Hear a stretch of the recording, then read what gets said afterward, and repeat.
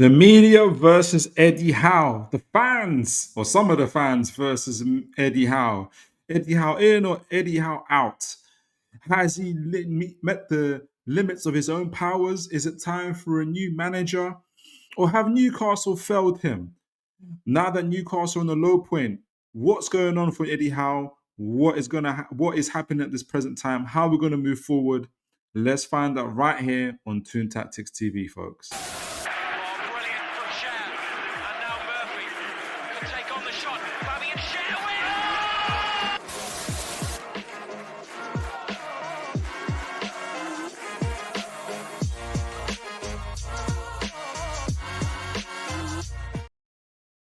All right, folks. Always an incredible blessing to be here with you today on a Wednesday, not on a Tuesday. I've had to, change things around as always for international break, but always a blessing to be here.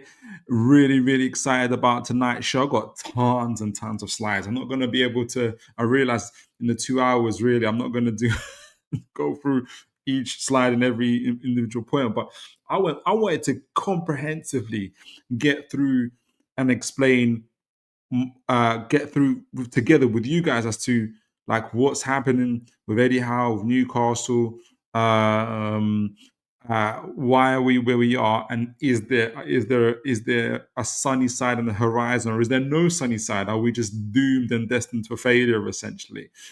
And I'm going to give you guys my thoughts towards as we're going through it as well, because I was just still sort of working my way out, even in the process of putting all of this together. So just to let you know, guys, we're going to talk about what the media is saying. We're going to talk about the various solutions. And look, my camera's off again. We're talking about the various solutions that are being offered to Eddie Howe, what he needs to do to turn Newcastle's fortunes around and everything else like that.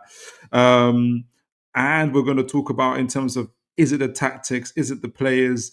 Is it Eddie Howe? What is it exactly that's happening for Newcastle going forward? And yeah, and I think I've frozen. Have I frozen, guys? Let me know. I feel like I've frozen. No, here we go. I'm back. So yeah, like tons and tons of stuff to talk about. I haven't even mentioned it all today, but I'm going to need you guys to always, with your views, with your comments, you add the substance to the show, you add the nuance to the show with all of your ideas and everything else, and let's do it. Let's get this on. And as always, folks, incredible already. Even before the show started, I saw people in the chat. Always blessing to see you guys, and God bless you all. And guys, do let me know where you guys are listening from. It's always good to know. I know we've got international fans, Newcastle fans watching, and rival fans actually watching from Florida, South Africa. We've had folks here as well. So do let us know where you guys are listening from. Tune on tour. Good to see you. God bless you. Sounding just like Arsenal, Man United, Liverpool, Man City, Chelsea, and Spurs fans. Let me know what you mean. Like I feel like I've started. I've just came in. You know when you hear a conversation mid sentence. Let me know what you mean by that. Tune on tour, and so I can get in on the conversation.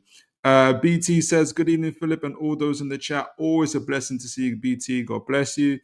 And welcome as always. Aaron, good to see you, sir. God bless you. Good evening, Philip, and all. Good evening. Good to see you, Aaron. All right, so we've got Mr. Eddie Howe. He's in handcuffs. He's been questioned by the media. All this and that. What's going on? Well, let's start off with the problem before we get into anything else. What the problem is for fans and for the media and everybody else alike. Newcastle are in 14th place at the moment, and after 11 games, they've won 3 games, they've drawn 3 games, and they've lost 5 games. They've scored 11 goals and conceded 13 with a minus. Conceded 14 with a -3 goal difference. They've lost their last 2 games, both away to Brentford and to West Ham, both 3-1 losses. And so those are heavy defeats now going into the international break itself. So let's start off with that, with the problem. That's just one of the problems, right? But that's like the main problem, or for this show anyway, for the purpose of the show, that's the crux of the situation of what we're talking about. I'm going to add a little bit briefly about what the media is saying. Obviously, this ties into what we're talking about. I couldn't show the Sky News one with Mr. Carragher, and I forgot that the gentleman's name, the presenter there, because whenever I show Sky stuff or TNT Sports stuff, I get banned, I get copyright this, strike that, and I just can't bother to do that right now. So I'm going to have to paraphrase some of what Mr. Carragher has said on this show before I go on to speak to, kind of listen to what Mr. Simon Jordan and Mr. White have said, and Mr. Kieran as well, but mainly what Mr. Jordan has said. And just to start off with Mr. Carragher, I don't know if you guys watched this, obviously, and it was towards the end of the show, obviously, they talked about Newcastle home and away, and Mr. Carragher's kind of final conclusion was that he's done all he can, Eddie Howe, and the club have failed him, essentially. So what he meant by he's done all he can, he said that Newcastle aren't going to win the Premier League. His version was, okay, Newcastle have won a cup now, they've been to Europe, they're not going to win the Premier League. And that's it. He's done all he can. And they're not, and he's been let down, he's not going to go any further.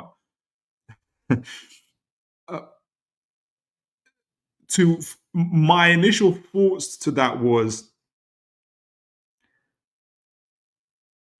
my initial first response to that was, and I'd love to hear what you guys are saying. That's it, BT. Jim White, thank you. That Jim White from Talksport was, is Carragher being a bit snobbish? Oh, it's Newcastle. I mean, they've been in the Champions League now and they've won a cup. They should be happy, and that's all he can do. Like, he might as well move on and go to England. Just go to his next career stop. Newcastle aren't going to go any further than that. But personally, I think, and probably this is the fan in me, is that can't be the depths of your analysis, because it's not what he's done all he can. We have more in this club, much more. We're in a fantastic financial headroom with PSR at the moment, after the sale of Isak, as well as Lloyd Kelly, as well as all the other sales that were made. Despite the transfers we made, we've done a show about this as well. We've talked about it. Newcastle can spend, if they want, up to 250 million. And they can spend between 100 and 150 million sustainably, with 20 to 30 million sales going forward for every transfer window. So we're in a fantastic financial position to be able to grow. So it's not that Eddie Howe has done all he can. There's more to that both Eddie Howe and Newcastle can do in terms of going forward. And I think Mr. Carragher is a bit too, what's the word I want to think? I think he's been strategic in his thinking, and there's a little bit being tactical and conniving.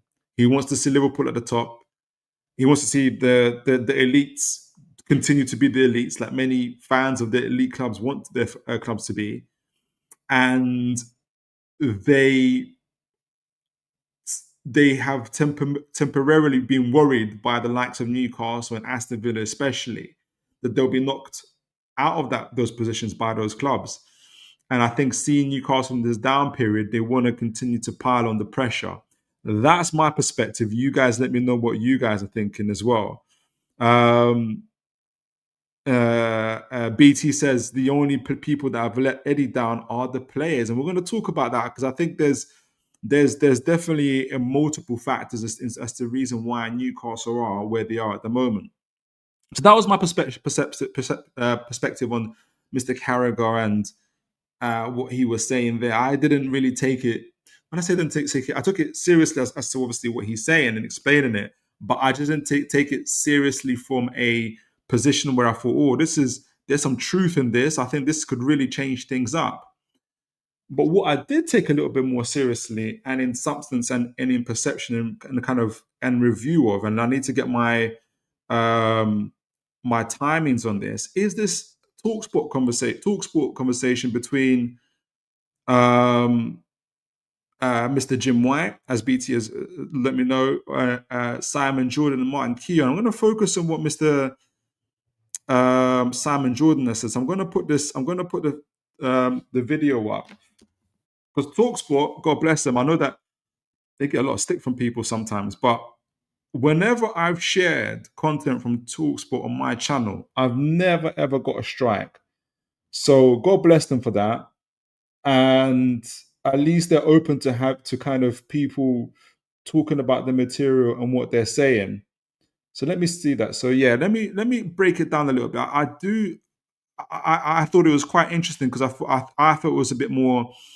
Make sure you guys can see that. Yeah, you can. I thought it was a little bit more nuanced, a little bit more, had a little bit more substance to it, and had a little bit more conversation to it. So let me make sure you guys can see that. Yes, you can. So I'm gonna start. There's two little parts I wanted to show and discuss it with you guys. Now they do talk about Newcastle Elanga, how little extensively, and they kind of mainly want to focus in on.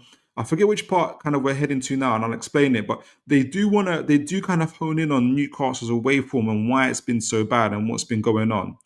So let's take it away. they've been used, really. They're just on the periphery of the team. It doesn't feel like the squad is strong enough. Obviously, they've got Voltamada. Oh, that's the wrong part. let me get that here. Here we go. 3 goals away from home. Only Wolves have scored fewer on the road. I hear that, but let's not turn it into a crisis because they've just won the EFL game against Spurs, so they're in the quarterfinals of the EFL of the League Cup. I just wanted to pause there. Let's not turn it into a crisis. I don't know about you guys, and maybe it's a fan. It will be a fan thing, right? I feel like everybody is turning it. Well, not everybody. A lot of people are turning it into a crisis. There was some other. If I had time, I would have shown some other videos. I do feel like there is an overreaction. There's no. I'll tell you what. There's definitely an overreaction from me when I'm watching Newcastle games. Right? I'm emotional about it. I'm attached. So typically, when I prefer to give my match reviews after I've cooled down and able to talk about it. So it's good to hear and to listen to somebody who's not a Newcastle fan, right? And to add to it as well is Simon Jordan had a certain perception of Eddie Howe, which is, he's a stepping stone manager for Newcastle before they get to the next guy. He didn't really take him as seriously as a manager that could be elite. But as you guys know, he had an interview with Eddie Howe. And a return from that interview, I'm not saying now Simon Jordan thinks that Eddie Howe is going to be Pep Guardiola. But I feel like his ratings have at least a little bit gone up for Eddie Howe in this as well. So the thing is, I wanted to focus on that. Let's not turn this into a crisis. Into a crisis because they've just won the EFL game against Spurs, so they're in the quarterfinals of the EFL of the League Cup, the one they're defending. They're going reasonably well in the Champions League. They've got to get themselves together in the Premier League, and I'm pretty sure that they will. I made the observation last week that they've got a new. He's pretty sure that Newcastle will get themselves together when it comes to the Premier League. He's noted they're doing well in the League Cup. They're defending it well. Where obviously we're now in the quarterfinals, facing Fulham at home, with every chance to get to the semi-finals. We're 6th place currently in the Champions League with 9 points. And he's focused in on where we're struggling, which is the Premier League at the moment, specifically the away games, right? In a nutshell, that's what it is. I made the observation last week that they've got a new centre forward in there. Isak's gone, so they're setting up a different way now. The two wingers have got to start contributing a little bit more. Lo and behold, Harvey Barnes comes into the team and scores a great goal on the weekend. But it's the moment they seem to get adversity away from home, i.e. they get pegged back or they go behind. That what Eddie was saying, I think Eddie does a press conference in a really good way because he is critical, but he's not disparaging. But he isn't individualising the criticism. He's talking about the nature of the way that the team performs. So I think he'll see. And I'm going to... through this. So I think he'll see his way through this, which is generally the point of view that I have. Spoiler alert. And it's interesting that he's talked about the players. He's talked about where things are. I'm going to bookmark the thing on the players and what my views are on them a little bit later on because I think this all ties in terms of and how he talks about how Simon Jordan talks about the press conferences and how Eddie Howe he likes the way that Eddie Howe kind of still gives genuine and honest responses about how the team's doing without kind of essentially throwing anybody under the bus. So I thought that was really interesting. And I'm going to bookmark that because it's going to feed back into our later conversations about and my own observations about where Newcastle are at and why Eddie Howe has a certain perspective and how he is in the media. So I want to know what you guys think about it so far. Are you as what's the word? Do you agree with Simon Jordan here, or do you think there's things he's missing out here? There's a second point I wanted to cover that Simon Jordan talked about as well. I'm going to fast forward it a little bit and get you guys' perspective on it as well. But so far, I'm with the more kind of objective thinking in terms of Eddie Howe and Newcastle at the moment. So let's see what you guys are saying. This is the second point that Simon Jordan makes here. Really giving a good. But there's no issue with their home form. They're getting good results. They got beat by Arsenal when Arsenal scored 2 late goals. Screwing the road. But that didn't happen last They year. didn't score early in the season. They got 3 0-0 draws in quick succession against Leeds, Bournemouth, and Aston Villa, right? And that was perhaps because they were adjusting to a new style. The main issue is why are they setting up differently away from home and causing themselves problems? Yeah. So they're focused in on the problem. Why are Newcastle United setting up differently when they're away from home? Suspect that the crowd at St James's Park play a massive part in demanding Newcastle set up differently and play in a certain way. And Eddie's got to square the circle in his mind and the players' minds that away results have got to be achieved. Yeah. Well, the next game. So he's kind of pointing it back to a mentality issue in terms of how Newcastle away are performing away from home. How Newcastle perform at home has got to be the same way they perform away. I think that's part of the issue. I like the observation that he's made and the kind of he's honed in what he thinks maybe the out of all the complex issues and problems there are, what he thinks the kind of the main issue is. I think that's part of it. But as we talk and go through the show a little bit more, I do think there's a slightly wider, more objective way of mentality plays into that. But I don't think mentality is the big thing about that as well.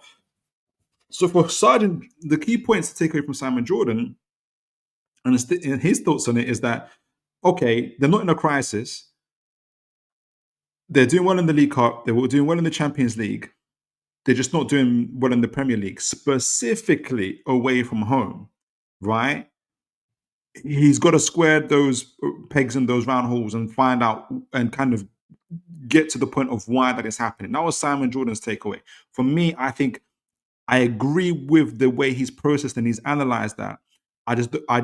Well, I would add to what he's saying is that I think the mentality away from home is one cog in the reason of many cogs as to why there is maybe this kind of issue around Newcastle's consistency, especially away from home. We're going to talk about that in a moment. So overall, I think, everyone has their biases. I feel like Carragher's had a very kind of a bias-driven agenda, whereas Simon Jordan and TalkSport in particular, I didn't get to hear the other conversations, were far more comprehensive and objective in their analysis, I think, and something that I could use as substance in kind of going forward.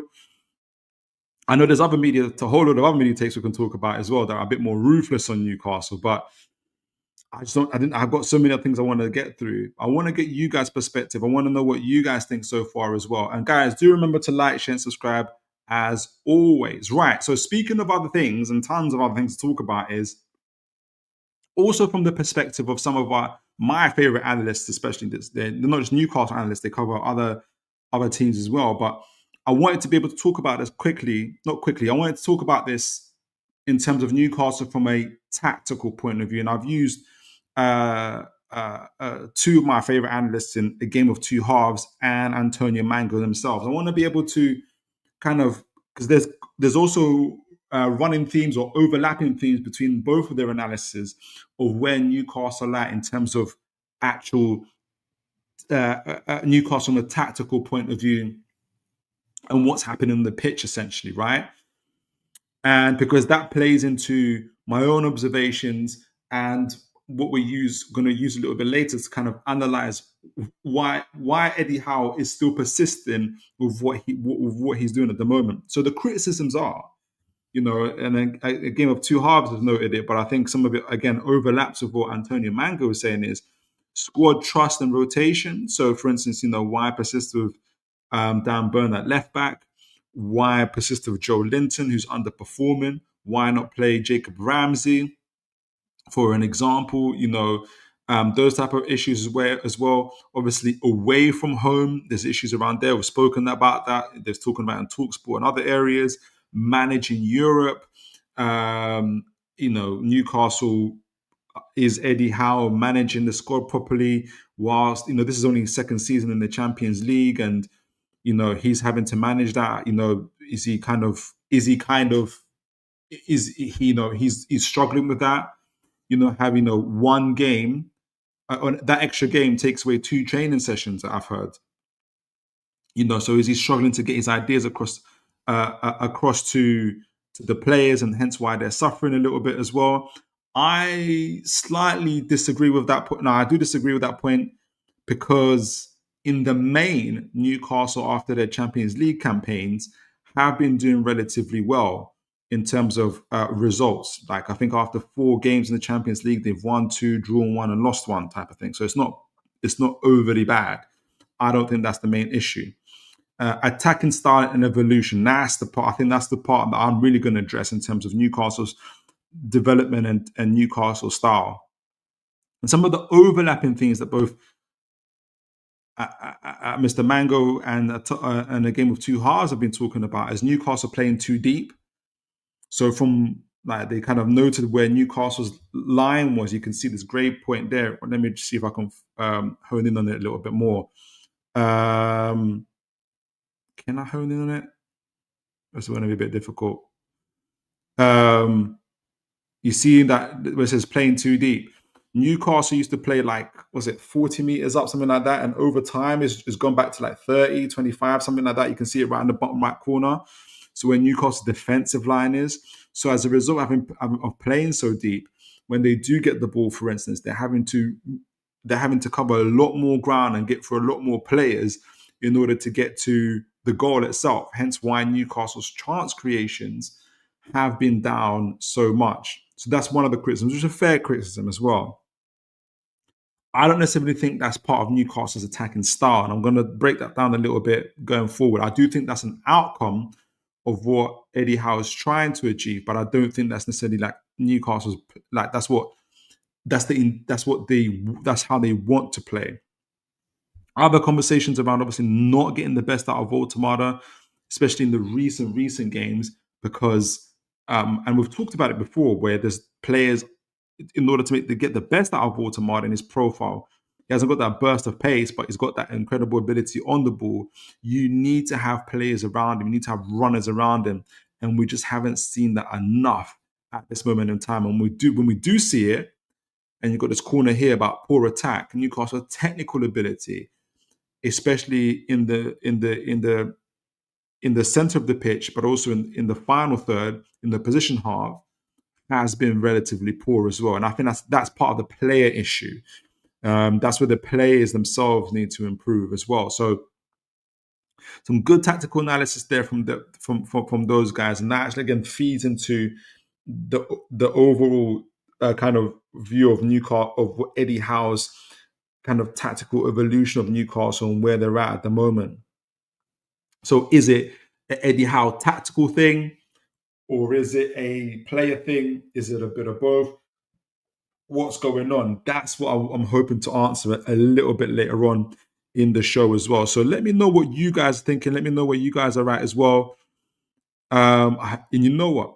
I didn't even get to see the chat on my screen doesn't work, but I can see the chat when I come off the screen. So apologies, guys, if I've missed some. I'm just going to go to the chats right now as well. So I'm going to use this going forward in terms of, like I said, to kind of feed into what we're going to talk about a little bit later on in terms of Newcastle's tactical analysis, as well as player analysis, and kind of see where Newcastle, what Eddie's trying to do. I want to know what Eddie's intention is, and essentially why has it not been executed, and what needs to kind of who's on what is to how we're going to push forward. What's going to be the solutions going forward? Let me get some water before I read the chat. Right. So Aaron says, I do think we are having an identity crisis, same as 2 years ago. We can't press because of the fixture congestion. That's true. And risk of injuries. That's really good analysis there, Aaron. And we don't have the players from our recruitment to sustain. Really, really observant. I'm going to be actually talking about that, Aaron, in a lot more depth as well. So do hang on to that point as well a little bit later into the show. Is my camera, I think my camera is freezing over. So let me see what's going on before I, let me get my, just in case. I feel like my camera was freezing over. Let me know if you guys can still hear me and everything else, because I heard a little bit of like blink, blink. So I hope you guys can still hear me. All right. So Aaron says, all right, here we go. Aaron says, possession. Oh, to sustain possession. Elanga, Ramsey, all counter-attacking players who thrive in space. Yes, I think our recruitment and the manager's decision-making has cost us so far. So recruitment and the manager's decisions are what Aaron feels are like the core issues of why Newcastle are struggling at the moment as well. So I'm going to bookmark that. I am going to discuss that a little bit more further as well, but because I'm going to go back to those points as well. But good. Thank you for the for that, Aaron, as well. So I'm going to briefly discuss the solutions now, but I'm going to talk about that a little bit more after because they're going to be a book. And again, I keep saying it's going to be later, but it's all coming together. Some of this, and this is going to be a big part of the solutions. The players coming back, right? Especially after the break in late November. Tino Livramento, Lewis Hall is already back. He's already in the team, so I expect him to start, especially with a Burn being suspended. And Wissadry back as well. So that's going to be a big, those players are going to be a big part of how we're playing, and it's going to change in terms of how we intend to play. That's the main news. It's going to be the main conversations around that. And my initial thoughts were, fine, it would be great to have them back, and the team hopefully will get better and improve. But then why are we still pursuing? Why is Eddie Howe still pushing the team to play in the way they're playing at the moment? So keep that thought in your mind as well, because that's going to be that was the kind of the thought that's been rattling in my mind for a little while. I'm going to talk about that in a little bit more context as well going forward. NUFC Truth, God bless you. Good to see. Well, I don't know. I think it's my first time seeing you, NUFC Truth. So welcome to. If you've been here before, my apologies, but otherwise, welcome to the show, and God bless you. And NUFC Truth says, if Howe was the man, why can't he manage his team results? How he dropped off injuries in 3 players out of 23, dropping, lying to yourself. I didn't fully catch everything you're saying, the NUFC Truth. Can you rewrite that? Are you saying I'm lying to myself because the results have dropped off and I'm kind of using the players coming back as an excuse? Or just do let me know. I don't want to like answer and say something that you're not actually saying. So yeah, do let me know. But it could be like, it's part of being a fan as well. Is like you want to see. Look, I predicted Newcastle were going to beat Brentford 2-1. I did it hesitantly, but look, that's what happens, man. That's what happens when you're a fan. All right, so I'm gonna go through these next datas and points about Newcastle relatively quickly because they're all gonna kind of make up my overall conversation about what I think Newcastle, what Eddie Howe is trying to do. I put all these data points together to kind of talk about, because I'm just thinking, what is Eddie Howe trying to do? What is his intent? I'm going to focus on Eddie Howe's intent, tactical intent with Newcastle. And UFC True says, if Howe was the man, why can't he manage his team? Oh, I read that one. And he says, because every manager is bad on results. Ten Hag was sacked after 2 trophies. He was, and I think, but comparing Newcastle to Man United is a bit like apples and oranges, like different history, different context. The whole Glazer situation, Man United being literally a global team, a global club, everything surrounding that as to why Ten Hag was sacked in the first place.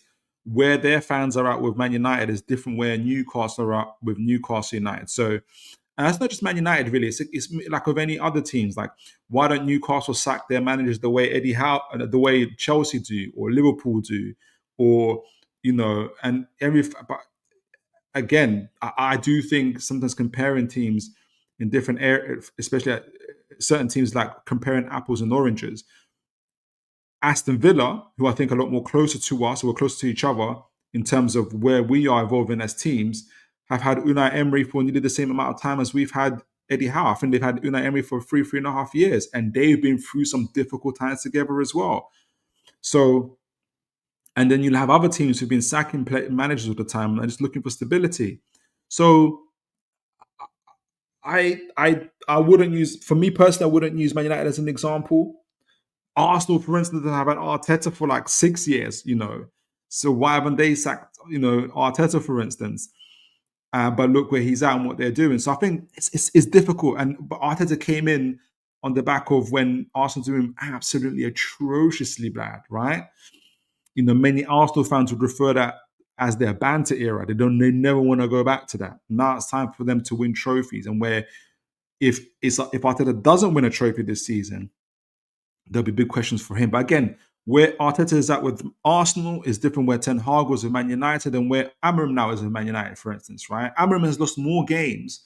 I think the percentage of wins is lower than Ten Hag, I think, something along those lines, right? But he hasn't been sacked. So why is that? And I think it's because Man United are in a different place now to when they were in Ten Hag, for instance. So yeah. All right. So data points. I use all these kind of metrics. I'm going to, there's about 6 or 7 of them. I'm going to discuss them in full detail. I'm going to say what they mean, because they're all going to add up to what I think Eddie Howe's tactical intent is of Newcastle so far. And I think really Aaron Kane already kind of hit it on the head in the previous chat. But essentially, look, this is the first one. This is the Phil Tilt versus the PPDA. The Phil Tilt in a really the simplest way of saying it is is the team mainly attacking or is it mainly having to defend? Newcastle are at 50.5%. So it's like really down the middle in terms of attacking and intent. PBDA talks about when they press or how much of a high press they have, high press and higher penetration. And they kind of put those on the x-axis to put where Newcastle are at the moment. And you can see that they're like nearly really kind of in a balanced edge here, not too more towards the high press, high penetration, but not as close, obviously, to Arsenal's, your Chelsea's, your Liverpool's, a little bit behind Nottingham Forest, but a little bit above them in terms of actually the PPDA stats themselves. More closer to a Man City in terms of like being kind of right in the middle of it, really, in between high press, slow press, and kind of also kind of being attacking. And you can see that the Newcastle are more in a low block type of team, low block type of situation as well. So keep that in mind as well as to what the intent is for Eddie Howe. And Aaron talked about it, which is to try and conserve our energies, to try and conserve our players and risk less injuries. We know that Eddie Howe is trying to be more pragmatic, especially with more games that are happening as well. Otherwise, before you would have seen Newcastle right where Arsenal are at when you kind of see those things as well. Good to see you guys in the chat. Speaking of international fans, good to see Matlu all the way from South Africa. God bless you, Matlu. Hello, Phil. Good to see you. And my man, Wobojog. Just as I speak about Arsenal, Wobojog appears as well. I was going to give them high praise. Now I have to rein it back. No, I'm joking. God bless you, Wobojog. Wobojog says, I'm keeping Arteta, even if we don't win anything. You see? And this exactly hits the point of where, you can't, kind of saying, why Man United don't do this? Why don't Newcastle do what Man United do with Ten Hag? Why don't we do what Arteta? It's apples and oranges. And you can already see Arsenal fan talking about, in Wobajok talking about Arteta and where fans are at. So it's so difficult to kind of do that, really. So Wobajok says, I'm keeping Arteta even if we don't win anything. If I can't see improvements in point and other metrics at the end of the season that indicates the team is still in an upward trend from our best season. That's super interesting, Wobojog. Do you have a threshold though of when you expect to it's like, okay, even if all the metrics say you're hitting the bar and all the metrics you're seeing upward trajectory continuously, but you're not seeing trophies, do you have a threshold, Wobojog? Do you have like an end of the line where like, okay, enough of these metrics going up, the metric I need to see is trophy metrics? Is that anywhere there? I'm not even applying that you need to see it necessarily. I do think, because I think if you're consistently improving as a team, trophies and accolades will eventually come anyway. It's like just in life, really, isn't it? Aaron says the issue isn't the results, it's the performances. Since the cup final, we regressed so much.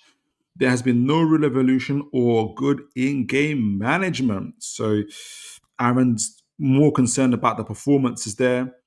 Wobojog, the same should apply to Howe, in my opinion. Okay, so well, Aaron answered your question there. Let me know, Wobojog, from an Arsenal perspective. Do you see Newcastle as a team since that win at League Cup? Do you think that we've regressed as an opposition fan? And if there are any other opposition fans, I'd love to hear your views on this.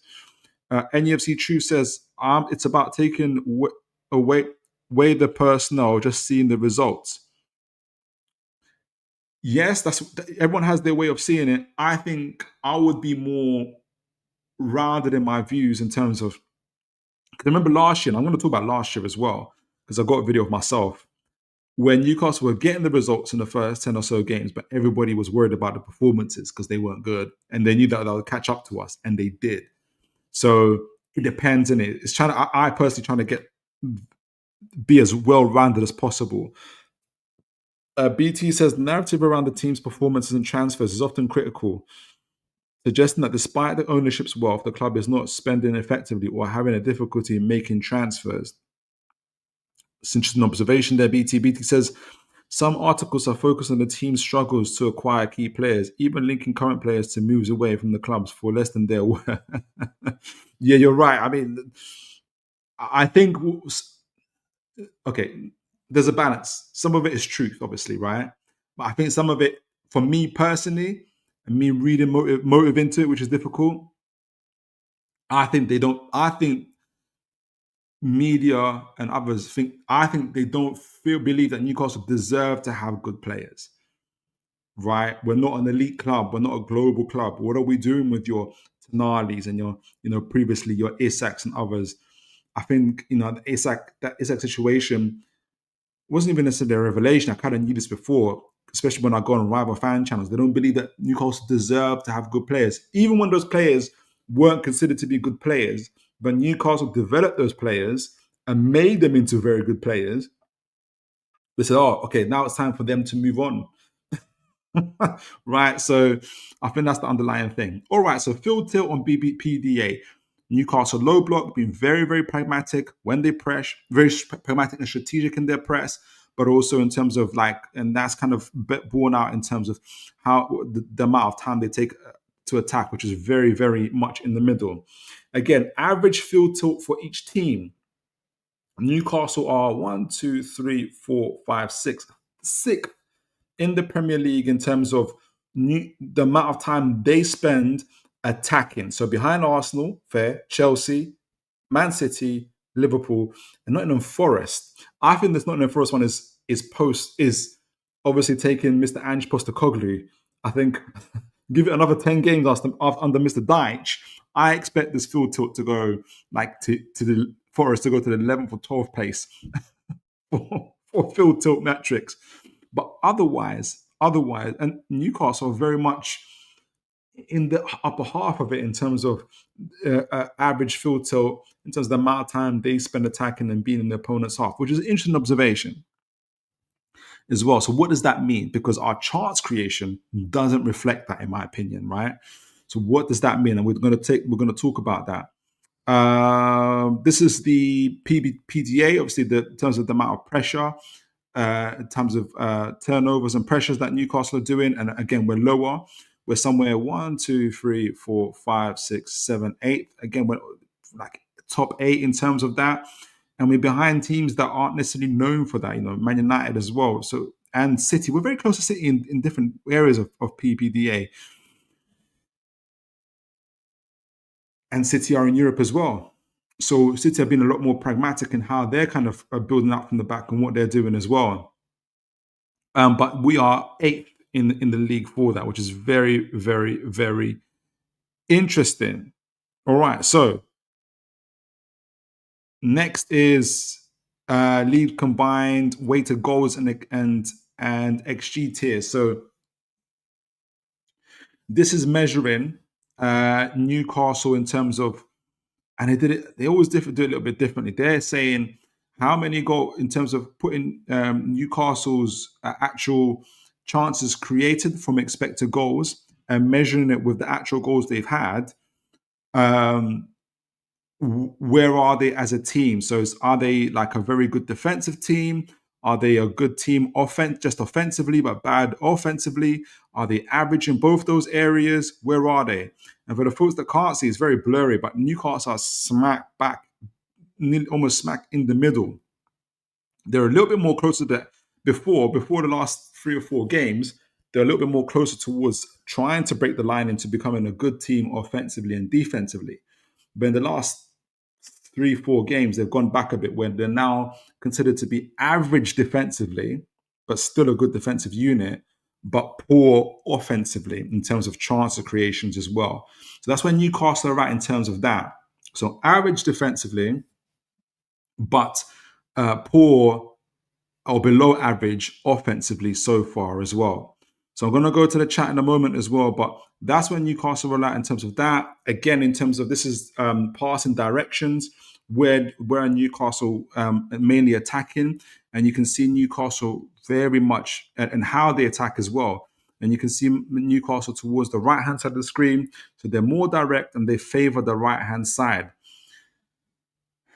I would want Newcastle to be more balanced. We know the real reasons, big reason why Newcastle favor the right-hand side, because that's where Trippier and either Murphy and Bruno are, where they want to be avoid, and they don't really want to go to the left-hand side of Burn and the others, where we know is controversial at the moment. Burn, Gordon, and Joe Linton, right?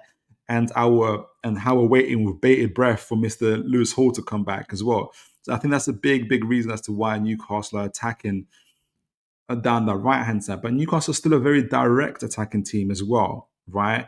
And almost are by themselves in that area as well, especially from the right-hand side. And if you're in a opposition team, you know that's the side that Newcastle are going to try and favor to attack at the moment as well. So that's another interesting metric that we're going to talk about. Here we go.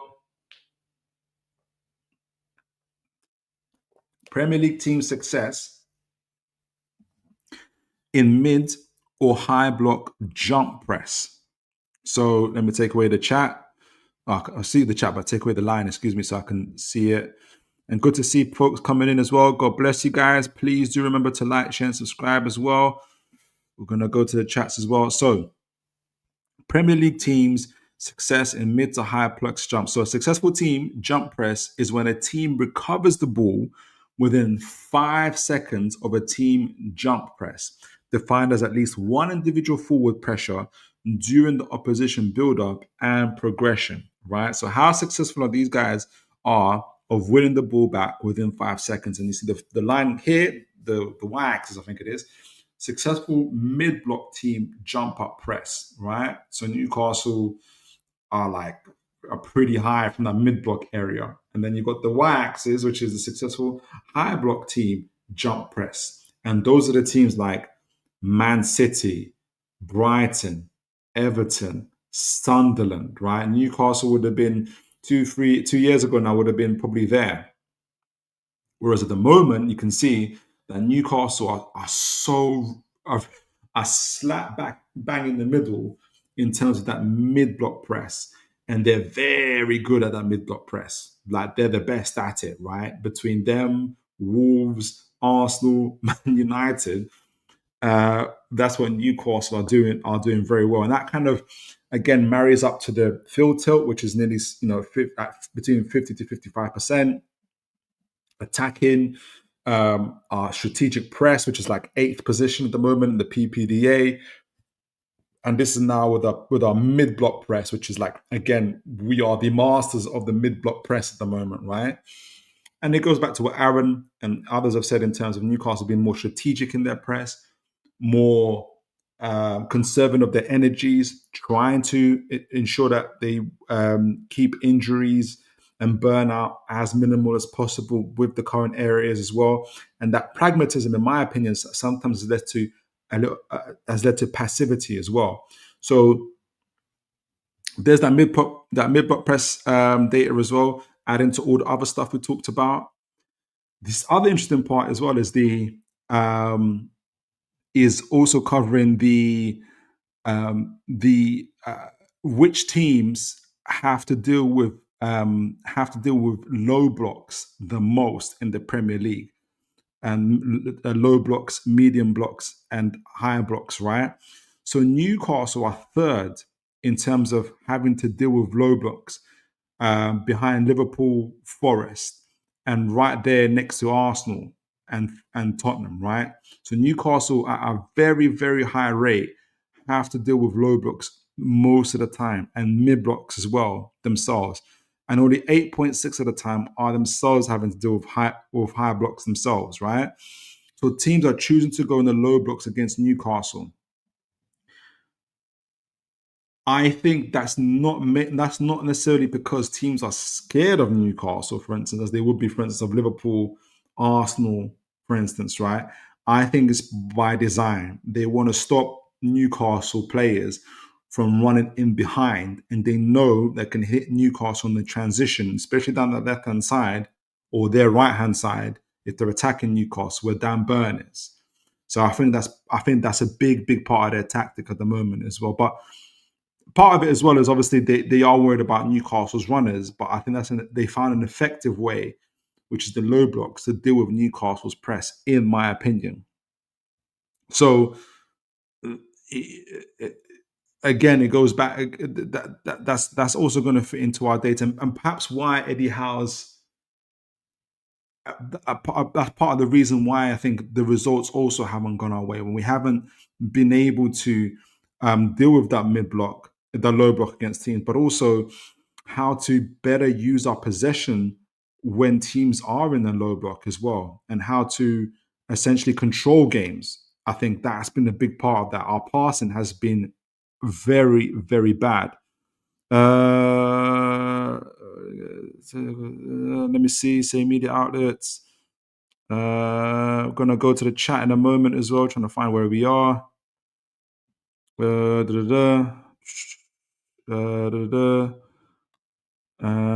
think I've got one more data to show before I go to the chat. But let me know what you guys are thinking so far. All right, so I am going to talk about Newcastle's intent and everything else in the moment, but what I think Eddie Howe's intent is for the team as well. But let me just quickly see what you guys are saying in the chat. So with all that data, with all that we've discussed as well, I want to be able to talk about what is Eddie Howe doing, what is he trying to do, and is it the right tactic, but also is it being executed by the players themselves? Aaron says, I'm a Newcastle fan and want what's best for Newcastle. Eddie Howe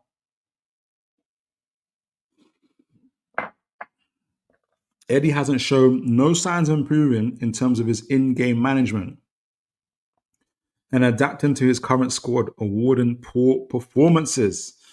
Aaron, it sounds like you're on the edge there. In my opinion, Wobblejog says, in my opinion, Howe problem is managing expectations. Sure, the team is good, but the squad isn't good or big enough for constant Champions League spots. That's why NUFC is yo-yoing between bad UCL season, good off UCL season. Yeah, it's a good observation there. Though I do think our squad depth and quality is better now. But you're right, it's still got a way to go. The fact that we lost 2 first-team fullbacks and are struggling is a sign of that. And to be fair, Wobblejog, obviously, Arsenal, for instance, have taken time, 6 years to build the squad they have now, and we've been up for 4 years now as well. So it's going to take time to get there. Matt Lou says, honestly, I don't like this style of sitting back and absorbing pressure. It's just not working in our favor. In the Prem, we are a pressing team, but I'm still behind the manager. And that's fair to say. I think I like the observation. I don't like, I don't like this, but I'm gonna back the team. I'm gonna back Eddie Howe to turn things around. That's like, what do they call it? Critical friend. BT says many supporters feel this perception is unfair, arguing that they are realistic in their expectations and are simply asking for consistency and attacking football. I don't disagree with you, BT. I think the one word I would say is they're simply asking for consistency. A lot of fans are asking for many other fans for their teams are asking for consistency. And if you, apart from Arsenal at the moment and emerging Man City, not many teams are getting that. It's not an easy thing to do. The Premier League is a tough, tough place.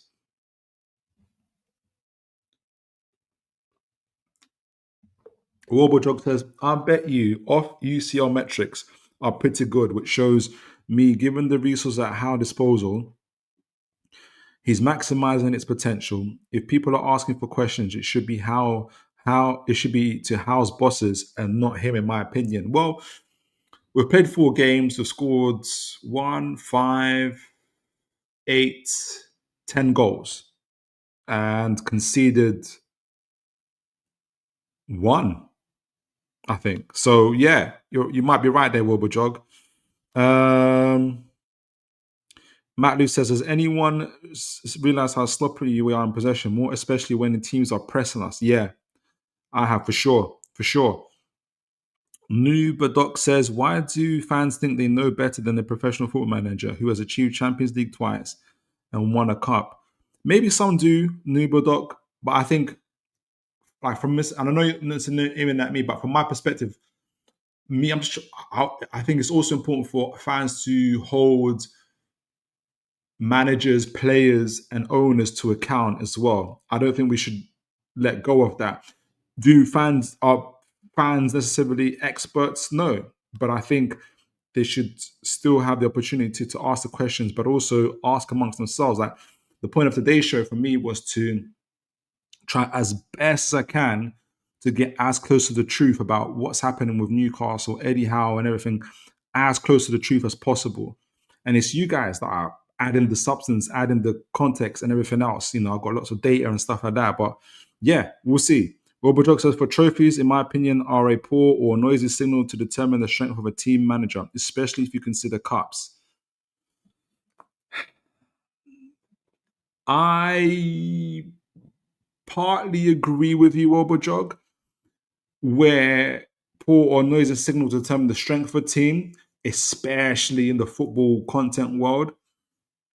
Sometimes going to rivals channels or kind of discussing these things, not Spurs Kings, for sure not Spurs Kings. I have a lot more in depth, but it does sometimes feel like, but your manager hasn't won anything. Therefore you're rubbish. And I think, no, is this manager better because he won a trophy more recently, type of thing? No, there's a little bit more depth to that. However, I do think winning trophies, and whether it's cups or whether it's the league, does matter, because it shows how a team, how a manager perform under pressure. It's all good performing when you're not under pressure, but how do you perform under pressure? Can you actually bring the tangible results, the tangible in cup form over the line? I do think that matters. I think what matters more is, can you do it consistently? Right? That's going to be the thing as well. So I think that's where I'm a bit, I don't know if it's disagreement, but that's where my balance is. Wilbur says total points versus total expected points, total G versus total G, XG, etc. are better signal for me to judge a team or a manager. These metrics takes external factors out of the equation. For me, example, injuries and ref calls, for instance. Yeah, yes, I can see where you're coming from. I do think to add, you can only, that becomes to wear thin if you're not winning anything. especially over a long period of time. The longer it goes, the thinner that those metrics become, I think. To deal with the low block in football patiently, BT says patiently, the ball side to side to move the opponent's defensive shape. The switch play quickly to find space and exploit it. Yeah, and I don't think Eddie Howe wants to play like that. That's the thing. Adrian Pickett, good to see you. God bless you. Says, as the great Ancelotti said to Lineker, managers need to get used to getting sacked. He says, as Ancelotti, that is true. That is true. Right. So we've talked about, what the media have said, and then we've gone to the data, the various data points to kind of, as a collection, to find out where Newcastle are at. Kind of, it's coming across as a pragmatic team, mid-block team, strategic in our press, suffering with our chance creations despite being direct in our play. We'll put all of that together because we want to know, what is actual Eddie Howe's actual tactical blueprint? What is his actual intent with the team? Right? Because I wanted to ask that question because I wanted to know, is it being executed by the players? And if not, why not? If it is, why is he persisting with it in both cases? And what does it mean kind of going forward for him, right? So essentially this, I'm going to have to remove the chat as well. What is Eddie Howe's tactical intent? Right, so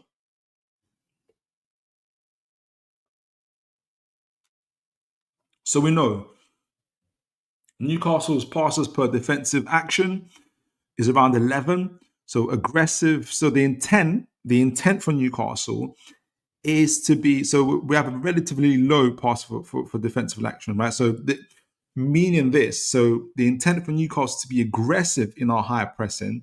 So the intent is to suffocate the opponents as high up the pitch as possible and force the turnovers.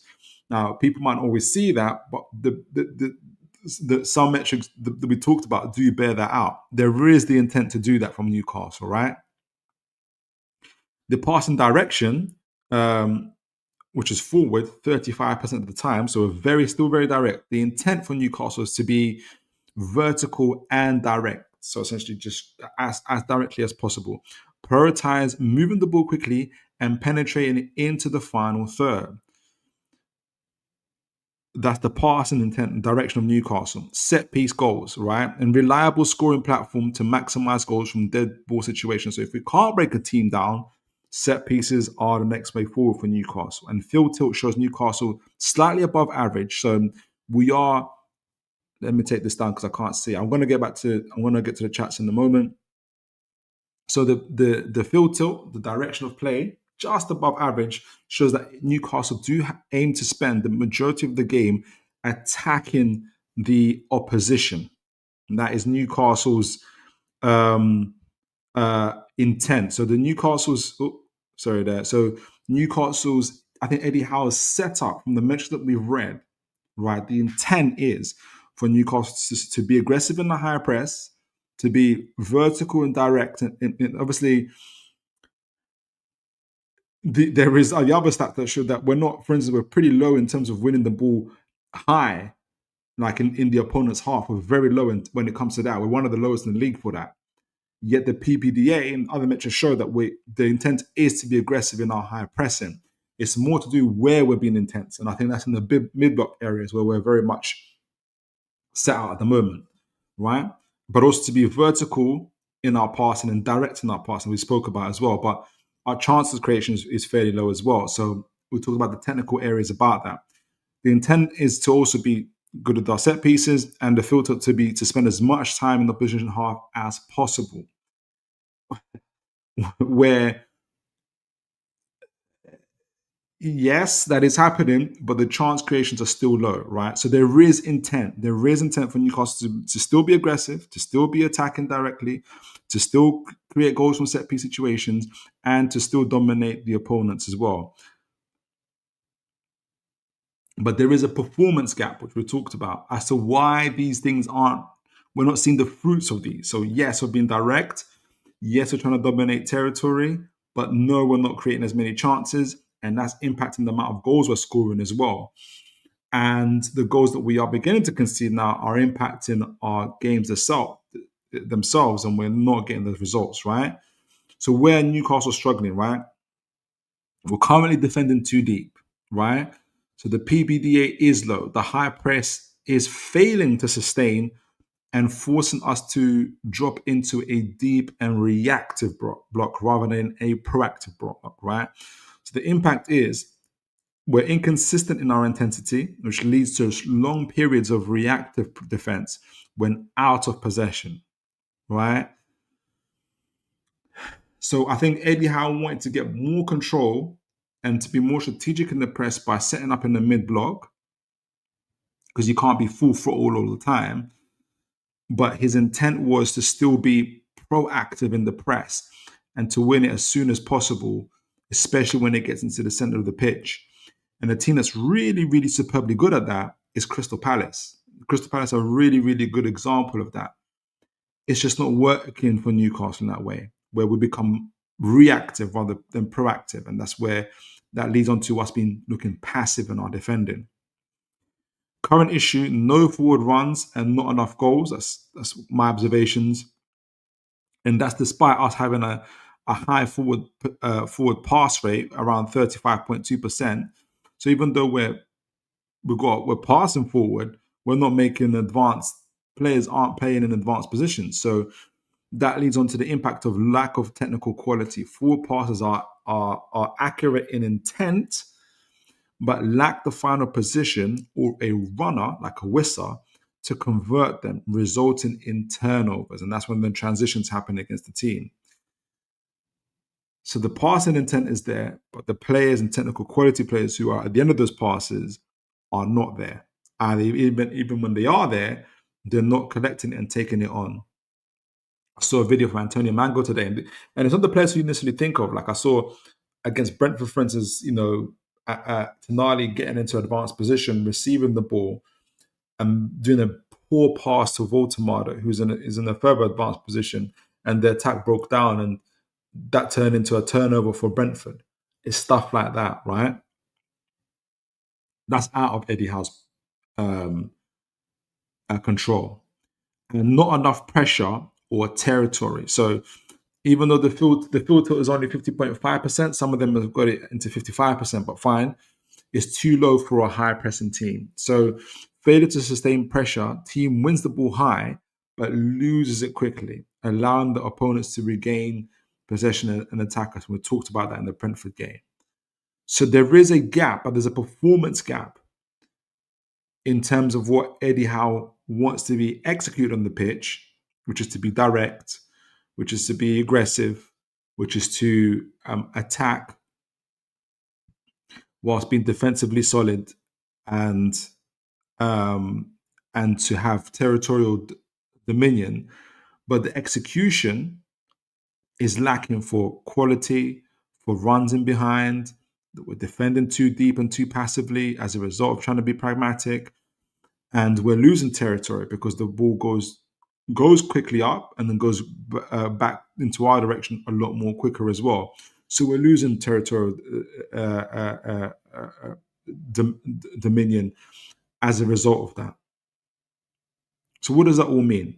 What does that all mean for you guys at this moment in time? So the main question I'm gonna ask a little bit later is then, so why is Eddie Howe persistent with this? Right? That's what I wanted to know. Why is Eddie Howe persistent when there is a performance gap between what he wants on the field for his tactics and what the players themselves are able to execute? That was what's, because now we're going to get to the question of Eddie Howe himself, right? A little bit more. We've heard a bit more about the players, and Eddie Howe in parts, but I'm going to focus in on, like, Eddie Howe can see what we can see. You can see even deeper. He has stats. He talks to the players. He's obviously the manager, and he's got other football knowledge around. They know this stuff already.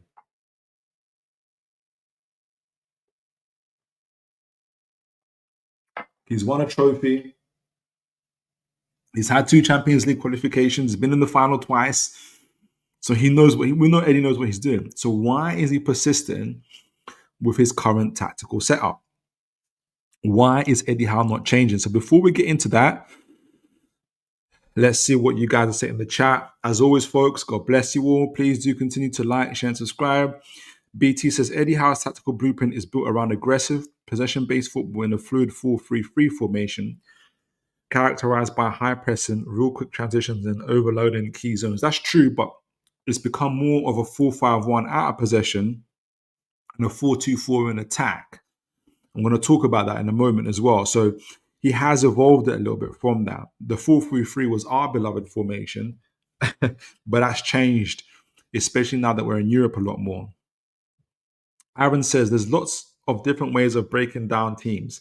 Wide play, overloads, threading balls through centrally. Yep, there is, absolutely. Are you saying that we're not applying them, or let me know? BT says a key element is the high engagement and intensity from the front, with midfielders and defenders pressing aggressively to win the ball back.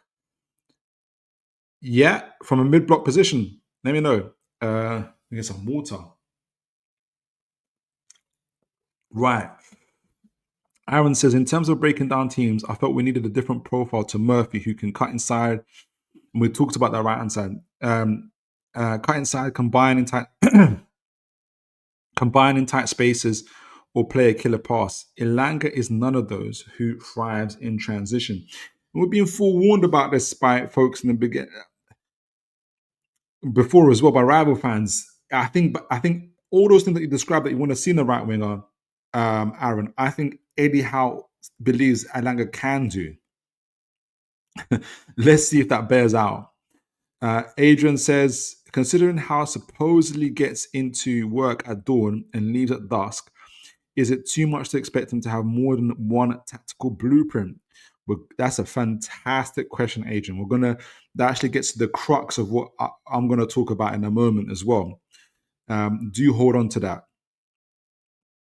Aaron Wobajog says I don't typically read, but I want to. Aaron Wobajog says, Aaron, those new additions need time for fans to see their impact. But I bet your data department already analyzing their performances if they're achieving those target metrics expected of them.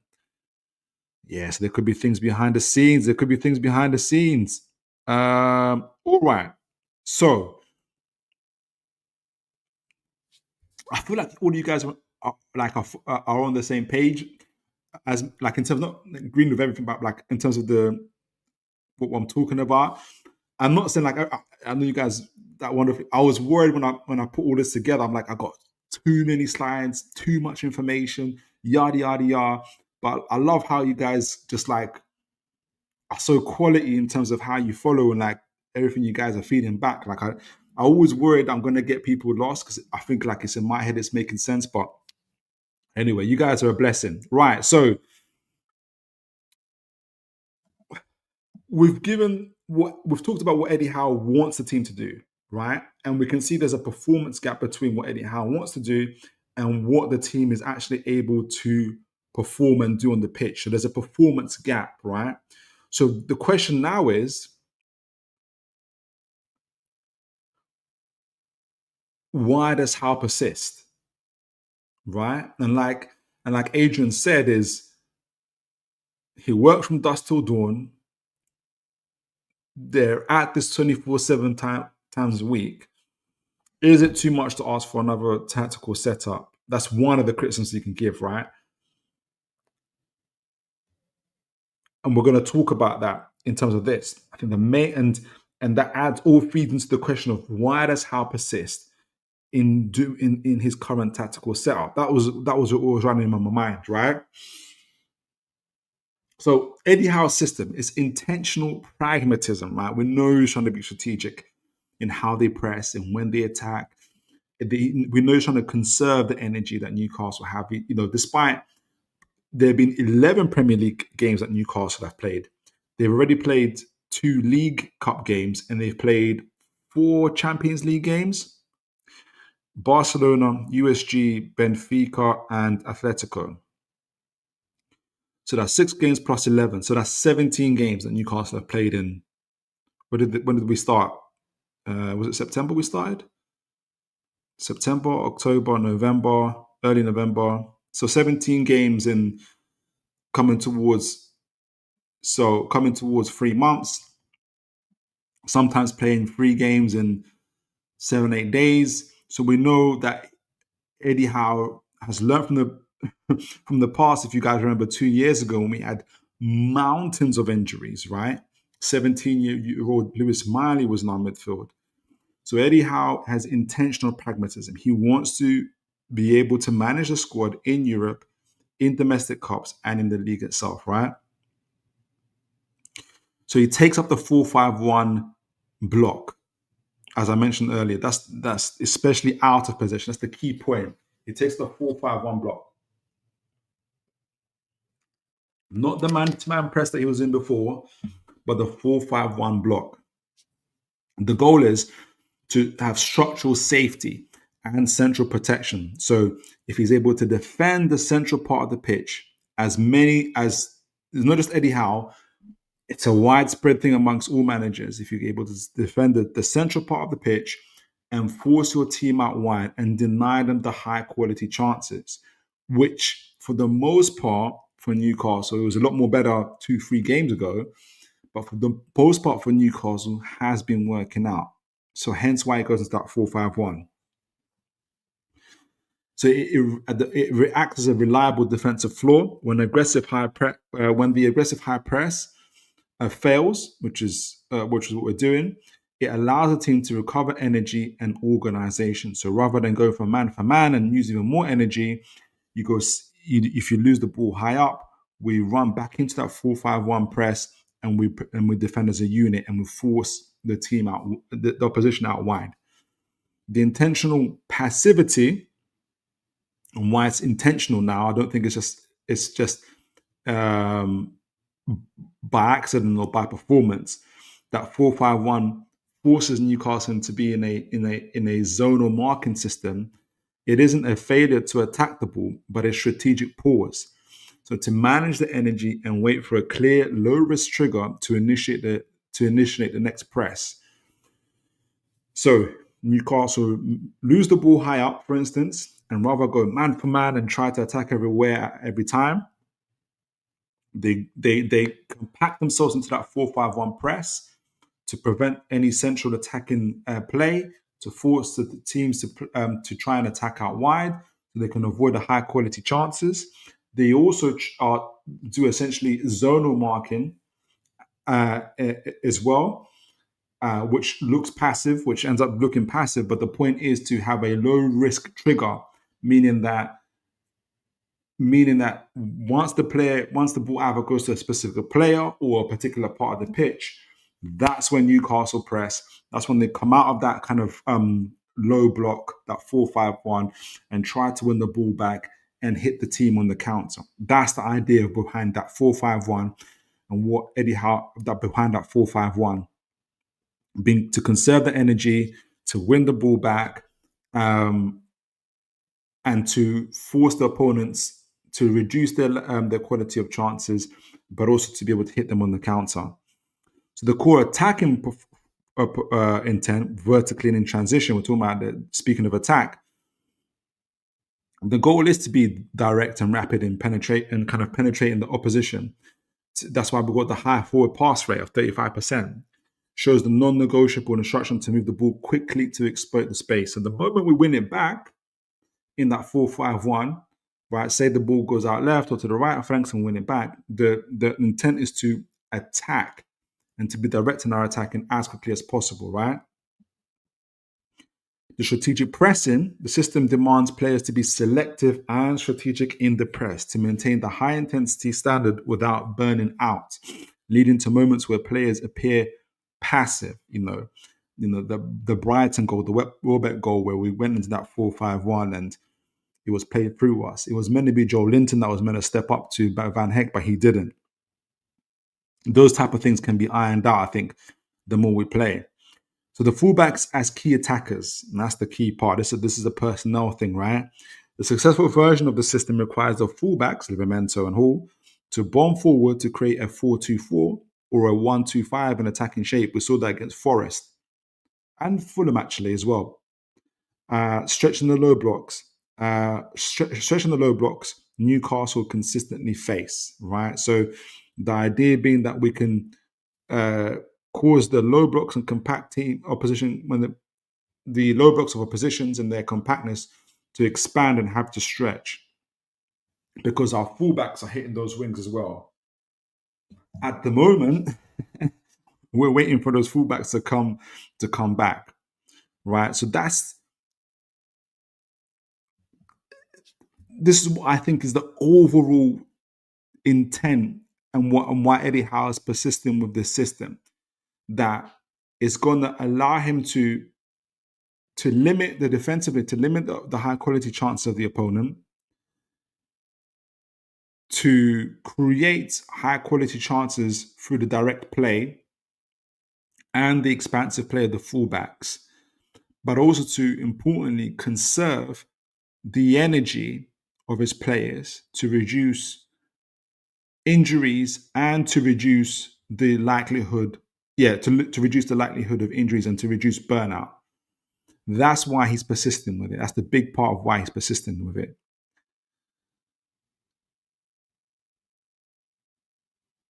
But there is a continued execution gap and failure in it, right? So the question, this goes maybe more to the question as to, okay, we get why you're doing it, but it's not working and we don't have the players. So why are you persisting with it at the moment? I'm gonna go through this in a moment. I'm gonna go through this and go back to the chats in a moment as well.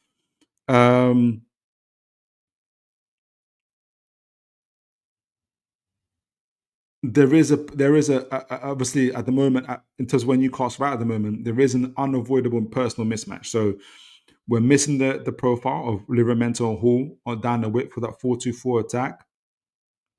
We've got Burn there as a result.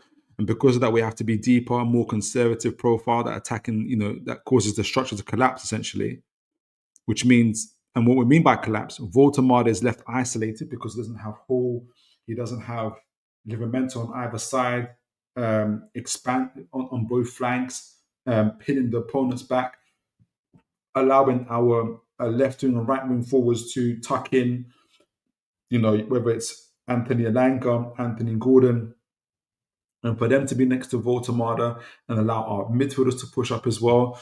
As a result of that, so what happens is there's wasted passes. So that goes back to our possession play. The instruction to play direct and high forward passes fails because there's no runners as a result of that, and aren't there, and leading to turnovers and low quality attacks from the opposition, which, even though they're low quality, we've been conceding, right? So is it just tactical stubbornness, the tactical stubbornness of Eddie Howe? So why doesn't Howe adapt? As people have said, why don't you change the formation, change the players, all these other things? So this is me trying to be empathetic, to see from Eddie Howe's and his team's view, or strategic empathy, as they say. And let me know if this is the case. I'm not saying whether, I don't know if it's true or not, but this is just like seeing it from that point, trying to see it from Eddie Howe's point of view. Let me know if you guys agree and what you do.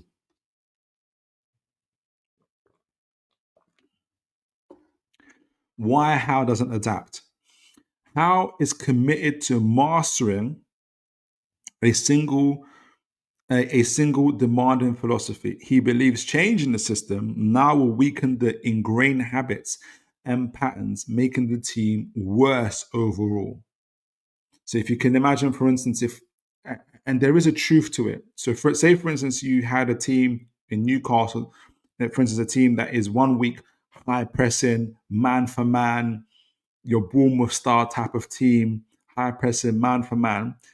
And the next week you want them to be low block, counter attacking, but hitting them in transitions. That is very, very difficult to kind of master both sides to the nth degree, really. And it can cost you. It's a little bit like, and I've heard Terry Flewers make this example. I don't know if it's this exact example, but I got it when he said it, which is like, for instance, I enjoy running, right? So, but I can tell you guys now, there's a difference between running outside on the street to running on the treadmill in the gym.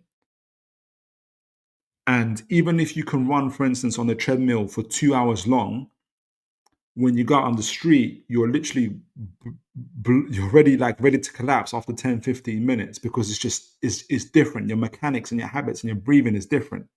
Same way as if you're running on the street, and if I go on the treadmill right now, so if I'm at the moment I run outside, I can run for an hour and 15, an hour and 20 minutes. I used to run for 2 hours. But if you put me on the treadmill, even at my peak, when I'm running at 2 hours and I've got the weighted jackets now on as well, I'm telling you, you would think I'm lying to you that I say to you I can run with weighted jackets because I'm on this treadmill and after 10 minutes, I'm ready to give up.